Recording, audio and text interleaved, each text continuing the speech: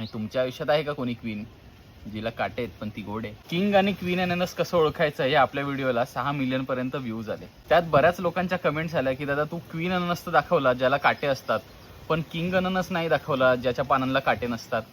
तर तुमच्यासाठी मी आज घेऊन आलेलो आहे किंग अननस ज्याच्या पानाला काटे नसतात. तुम्ही बघू शकता प्लास्टिक सारखं पान आहे. माझ्या चेहऱ्या एवढं अननस आहे, खूप मोठं अननस आहे. हे अदावून 2-2.5 किलोचं तर नक्कीच असेल. आता हे तुम्हाला कापून दाखवतो. पहिले त्याचा शेंडा काढून घेऊया. क्वीन आणि किंग अननसामधला मेन फरक आहे ना मित्रांनो, क्वीन अननस जास्तीत जास्त 1.5 किलोपर्यंत होतं आणि किंग अननस हे अराउंड 3 किलोपर्यंत होतं वजनाने. बरं मग किंग अननस वजनाने जास्त होतं तर मग किंग अननस का नाही घ्यायचं?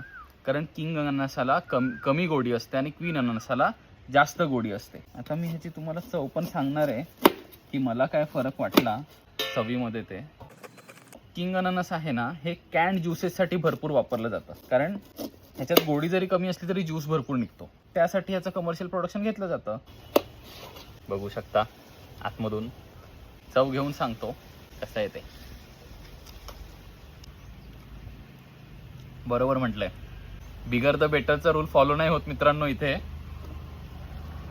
प्रत्येक मोठी गोष्ट छानच असते असं नाही. खरंच गोडी कमी आहे, अर्थात ज्युसी जास्त आहे पण गोडी कमी आहे. म्हणून क्वीनला जरी काटे जास्त असले ना तरी ती गोड असते. आणि तुमच्या आयुष्यात आहे का कोणी क्वीन जिला काटे आहेत पण ती गोड आहे? असेल सांगू नका मला. येतो मी. Bye bye.